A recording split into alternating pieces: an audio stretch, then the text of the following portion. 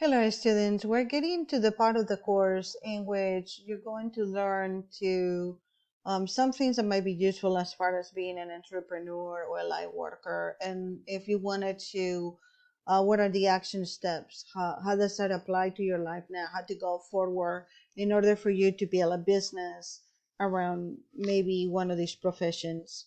So, as we discussed, the universe responds to action that you take related to your dream.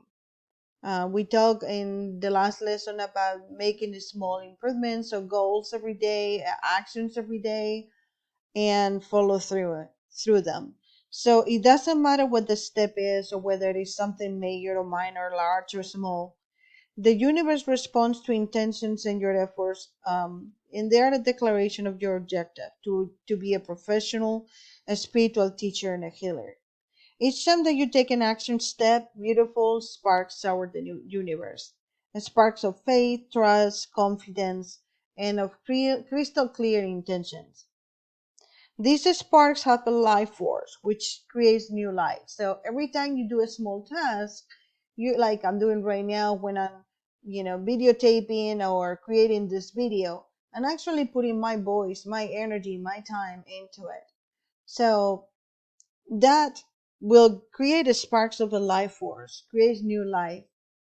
So you don't need to worry about that you'll take the wrong action step because everything counts and adds up in positive ways. In fact, you can rely on the universe to surprise you with a dream of opportunities that you probably will never think about. And the genesis of those opportunities begins with your intention and your action steps.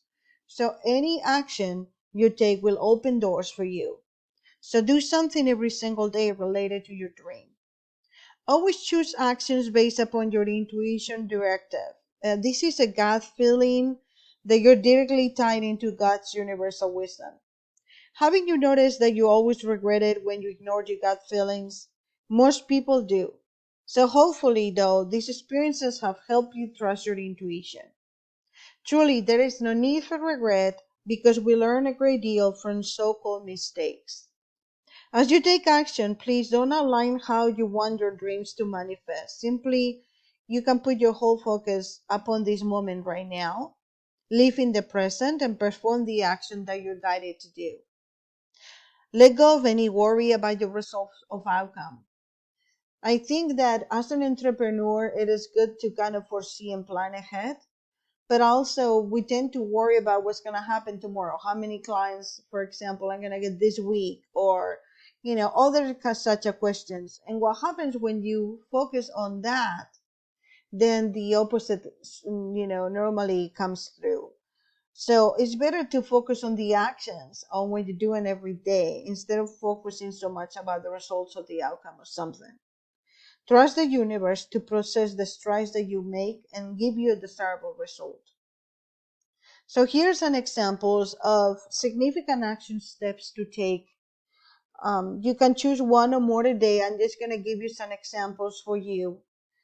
And hopefully you will take this with your intuitive guidance. So it's always good to always, I think one of the things I learned about us being a professor, an entrepreneur, and an engineer, no matter what, you want to research, read a book, an article, take a class, go to a conference, make appointments with mentors. A lot of the mentors and guiding mentors you're going to find in your life, they might give information for free that you cannot find in any book. It's good to make a vision board. Go to a hypnotherapist if there's some blocks, or to a numerologist if you want to find out, answers to some questions. So you're almost there, but you don't really know why the blocks are there. You can also go to a career job professional. Like I said, for me, I did my numerology report, and I always thought that maybe putting a hypnotherapy or a doctor integrative medicine kind of practice, doing videos, and then I kind of find out design and spirituality. So, it took me a while to get what it was needed. Sometimes the messages are kind of coded, and depending on the timing, you might not get it. You might need to have a few experiences to understand what the angels are trying to tell you. You can also go to a counselor or talk to your friends. They know you the best. What things are you good at? What things, that they can see that you're excelling at. Join a writers group or meditate, visualize, search queries. Like I said, do research. Go to metaphysical bookstores. You might find inspiration in some of the people that have these metaphysical bookstores because they're in the same path that you are. You can also speak on venues. So um, this is something also that I'm going to kind of recommend. A lot of people are going to go against this kind of belief or work. So I will advise you on something what not to do. So please don't share your dream with naysayers, skeptics, or negative people. There's too high a risk that their criticism will wipe the enthusiasm right out of you. And then when they do that, they put that input negative energy. Most of the times it's just ignorance of what you do or what your plan is. They don't know what your dream is.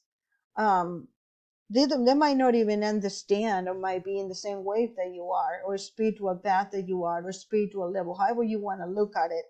So your dream is like a newborn hummingbird. It's very fragile and precious, so hold it close to your chest and only share with loving and supporting people.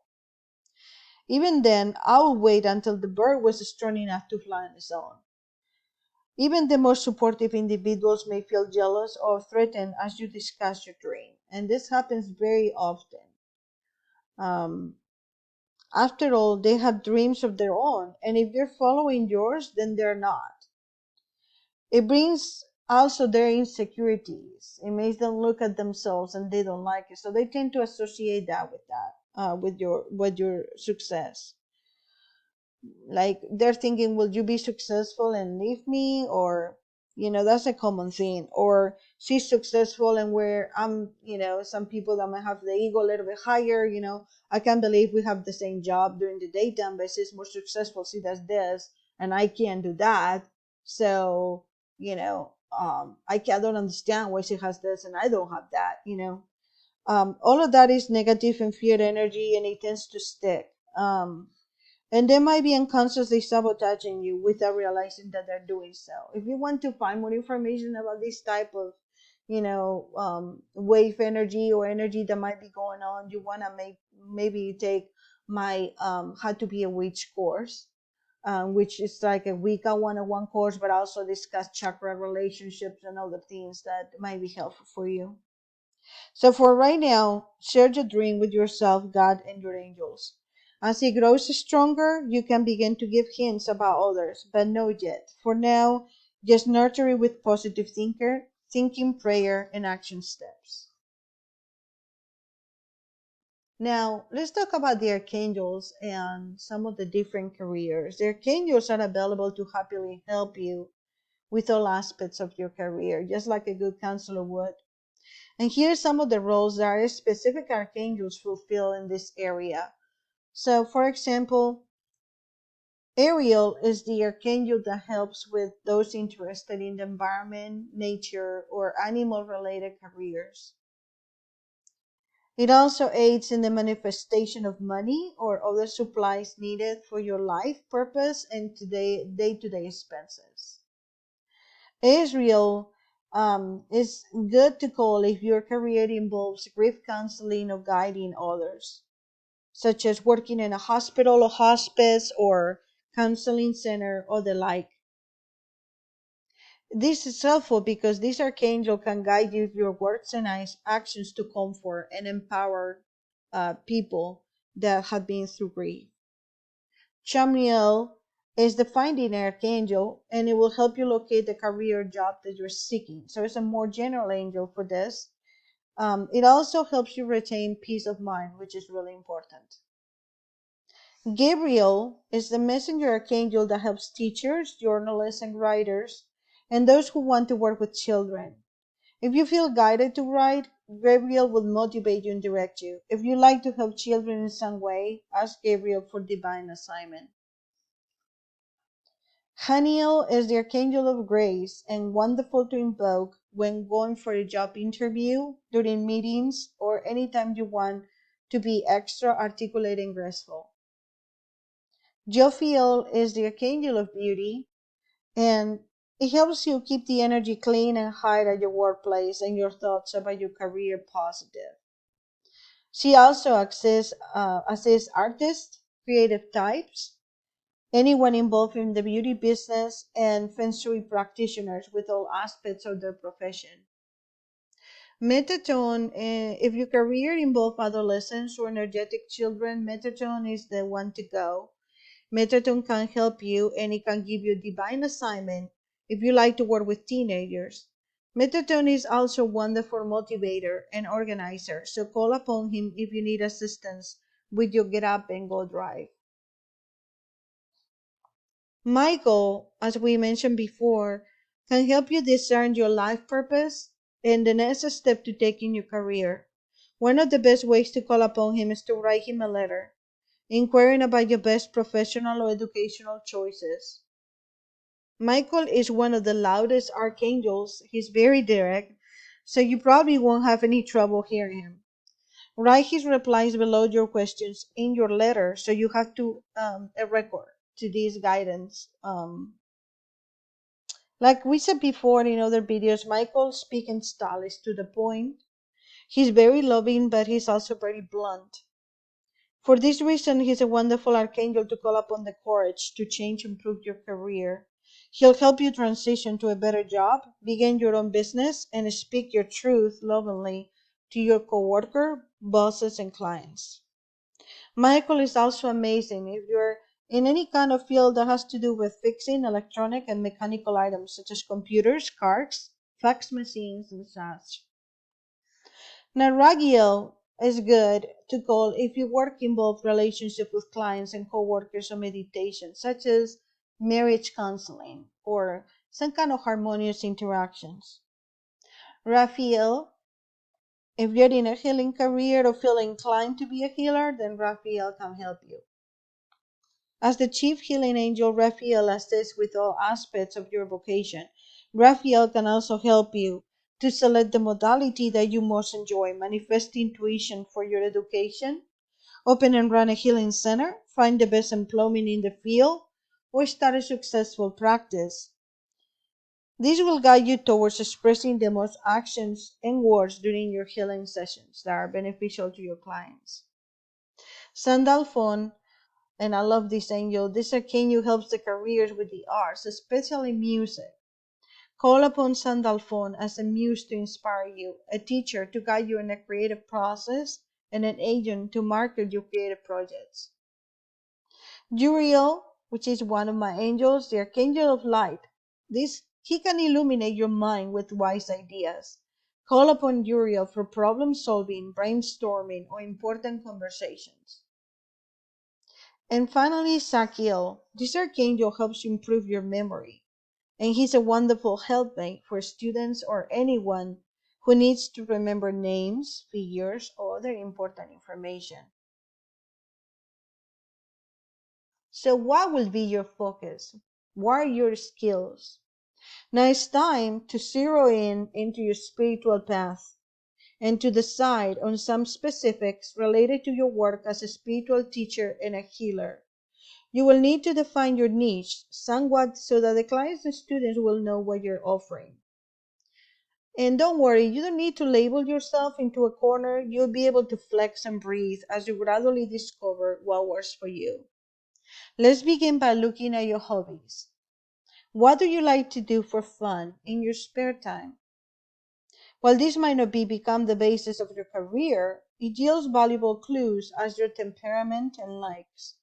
For instance, do you prefer to be indoors or outdoors? Be alone with one special person or pet or with a group of people? Have a structure and know what's expected of you, or invent things as you go in a free-flowing style? Do you like to be involved with logical facts or artistic and creative ventures? Do you like to have supervision? Or do you like someone showing you what to do? Be your own leader. And also you have to think of things about, like, do you like to work part-time or full-time, or you want to travel or stay home? Do you have a company that provides health insurance and other employee benefits for you, or would you be comfortable paying for this by yourself? And do you have a steady paycheck that you can count on, or you constantly manifest your income as you go along? Answer these questions candidly, because your natural preferences are important considerations. It doesn't work to try to reinvent yourself to fit into a new career paradigm. Go with what you know about yourself and your definite likes, and avoid your dislikes as you create your spiritual teaching and healing career. It is important that you have a blissful, thrill, and excited about this career venture. And a big part of your joy comes from creating conditions that are comfortable for you, including all the preceding factors. So, I just have a question for you. Are you ready? Well, it's not enough to say, I want to teach or write. Actually, that's a good starting point, but it invites the question of what your topic is. As we discussed earlier, it is important to choose a topic that naturally excites you. This excitement will give you the enthusiasm necessary to propel you forward each day. If you don't like where you focus your efforts, you'll avoid it, and that adds up to procrastination. You can discern which topic naturally excites you by monitoring your conversations. Notice what piques your interest and causes you to speak faster or longer. And when you browse books or articles, which one grabs your attention? This is an important clue. Also notice your natural inclinations and trends with people. For example, do people tend to ask you for the sort of help of information? If you have already a private practice, notice the patterns of questions that people pose to you. They're asking you to teach them about this topic. I'm going to give you some categories so you can have those on mind. You might want to get a paper and pencil ready, because I have a few. But I'm going to try to go a little bit slower so you can write it down. This could be some of the categories that you work on, so you can narrow your interest. For example, addiction, recovery and trauma, angels, animals and pets, arts and crafts, astrology, chanting and toning, children's issues, color therapy, crystal children, crystals and minerals, dance. Remember, dance is also a creative form. Domestic violence prevention and recovery, dream interpretation, ecology and going green, energy healing, fairies, feng shui, or feng shui, flower essences, gluten-free diets, grief support, herbology, hermetics, homelessness and people in need, indigenous spiritual practices, like, for example, the history of indigo children, how to invest ethically if you're, excuse me, if you're drawn to finances, that might be a good, or you're a CPA, how to invest ethically, how to help people doing that. Life coaching, also manifestation and the law of attraction, massage and body work.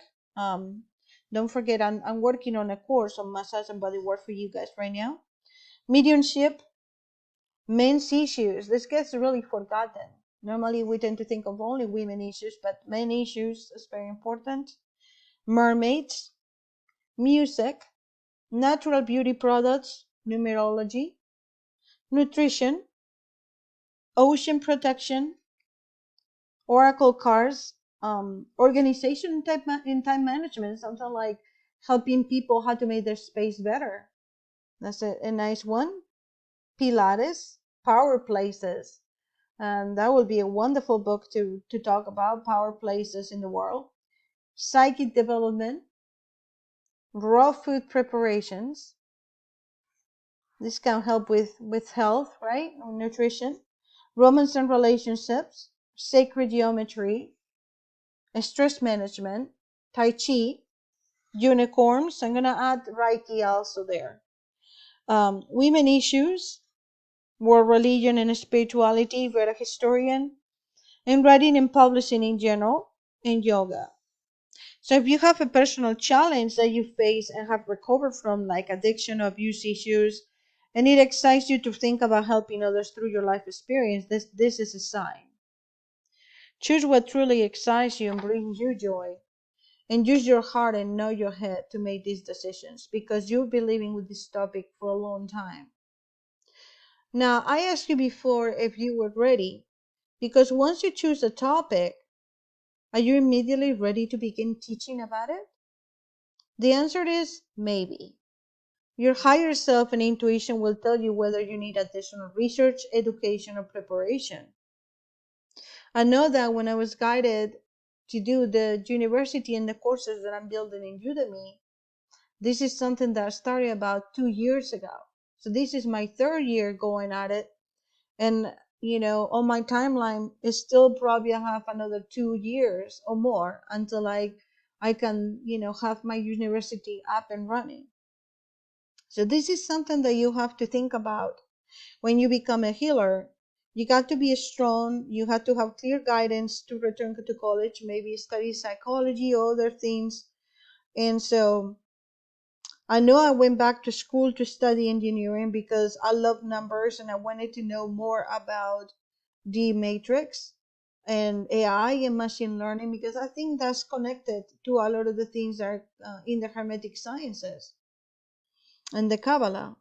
So you have to think about, a positive examples of preparation for a spiritually based career.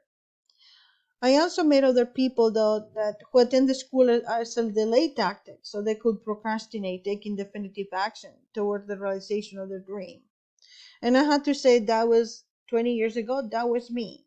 All I wanted to do was study. They call me the continuing learning study, or I don't even know what names they give me, but they were like, "You're still in school?" Yes. For them, education was motivated by fear instead of love. For me, education was motivated for I had the thirst of knowledge. But sooner or later, the knowledge has to be applied as an action.